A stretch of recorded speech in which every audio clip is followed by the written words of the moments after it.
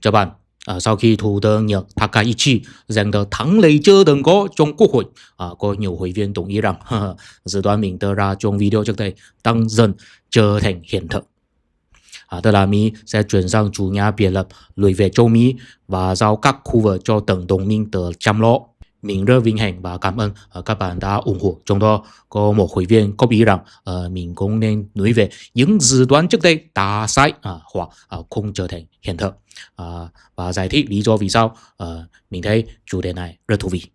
Nếu bạn đã theo dõi mình từ năm 2021 đến 2022 thì sẽ biết rằng lúc ban đầu mình dự đoán rằng để chuẩn bị đánh Đài Loan, Trung Quốc sẽ xây dựng một chuỗi công ấn từ công từ cấp, khôi phục thể chế bao cấp và bế quan tòa cảng. Nhìn vào hiện tại, điều đó rõ ràng đã sai, nhưng mình vẫn kiên trì rằng ông Tập chắc chắn muốn đến Đài Loan. Chỉ là trước đây mình đã đánh giá quá cao hiệu quả của thể chế Trung Quốc. Hóa ra dù ông Tập và Đảng đã tập quyền như vậy, nhưng cán bộ cấp dưới thông qua các phương thức né tránh và đùn đẩy trách nhiệm cũng có thể khiến nhiều việc không theo ý ông Tập cứ bị trì hoãn rồi bị bỏ dở. Điều đó khiến ông Tập bất đắc dĩ, đối ngoại vẫn không dám hoàn toàn tách rời kinh tế phương Tây, chỉ là phát ngôn vẫn cứng rắn và chiến lăng như cũ. Đối nội thì kiểm soát chặt chẽ ở cấp trung ương, tuyệt đối không để ai thách thức quyền uy của mình. Cùng với cấp địa phương thì mắt nhắm mắt mở, vì tài chính trung ương ngày càng thiếu hụt. Hiện nay mình đã thay đổi dự đoán cho rằng khi tài chính ngày càng bất ổn, các địa phương sẽ dần mình ai nấy làm. Đến khi ông Tập qua đời hoặc nếu đánh Đài Loan thất bại thì tình trạng quân phiệt ca cớ có thể xuất hiện. Theo mình nhớ, cũng có hai điều mình đã dự đoán sai.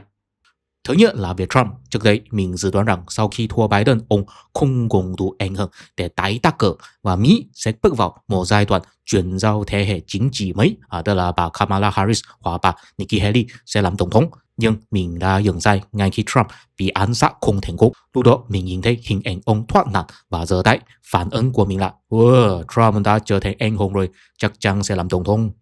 Sai lầm của mình là đánh giá quá cao mức độ trưởng thành chính trị của người dân Mỹ. Điều bất ngờ là vẫn còn nhiều người muốn ủng hộ một người từng thất bại và bị nghi ngờ có hành vi kích động.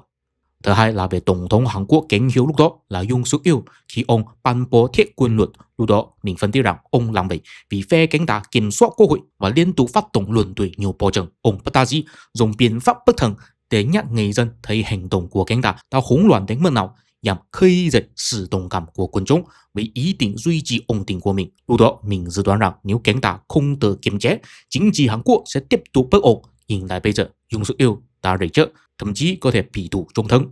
Và tổng thống Mỹ Lee Jae-myung thuộc phe cánh tả, nhưng mình cũng không hoàn toàn sai. Hiện tại chính trị Hàn Quốc có vẻ ổn định chỉ vì cả tổng thống và quốc hội đều do cánh tả kiểm soát. Nếu sau bầu cử năm 2028 phe cánh hiếu giành lại quốc hội, họ có thể dùng chính sách đó để đáp trả, tiếp tục luận tội các bộ trưởng của Lee Jae-myung. Khi đó sẽ chứng minh dự đoán ban đầu của mình rằng nếu lúc đầu cánh tả không gây rối, chính trị Hàn Quốc đã không đến mức bất ổn như vậy. Dù sao hiện tại mình tạm thời mình đã sai, lý do là vì mình đánh giá quá cao mức độ trưởng thành chính trị của người Hàn Quốc, tưởng rằng họ sẽ đặt tại cục lên trên và không tiếp tục chia rẽ phe phái.